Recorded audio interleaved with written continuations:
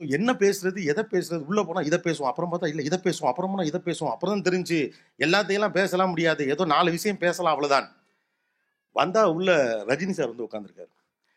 அடிக்கடி எப்போதாவது சந்திக்கிற போது பார்க்கிற போது சொல்லுவாரு, நீங்க பேசுறதெல்லாம் நான் பார்த்துருக்கேன் கோபி, ரொம்ப நல்லா இருக்கு அப்படின்னு. அப்பெல்லாம் ரொம்ப சந்தோஷமா இருக்கும். ஆனா அவர் பார்க்கறப்ப பேசுறதுங்கிறது பதட்டமா இருக்கு.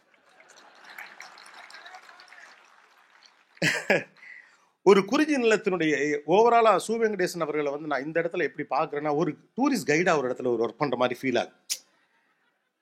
பாரியின் கைகளை பிடித்து கொண்டு கபிலரும், கபிலரின் கைகளை பிடித்து கொண்டு பாரியும் நடக்கக்கூடிய அந்த குறிஞ்சி காடுகளில், மலைமுகடுகளில் கூடவே இருவரின் கைகளையும் பிடித்துக் கொண்டே நடக்கிறார் சு வெங்கடேசன். போதாக்குறைக்கு அத்தனை பேரையும் கூடவே அழைத்து செல்கிறார். இதுதான் அந்த பாம்பு. இந்த பாம்புக்கு ஒன்று இருக்கிறது. இதுதான் அந்த கொல்லி விதை.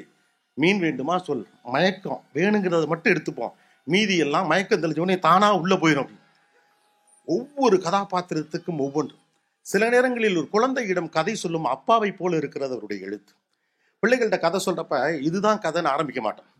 ஒரு கதையை ஆரம்பிப்போம். அதுக்கப்புறம் அந்த கதை எப்படி டெவலப் ஆகும்னா, அந்த குழந்தை கேட்க கேட்க அதுலேருந்து ஒரு கதை வரும், அதுலேருந்து ஒரு கதை வரும்.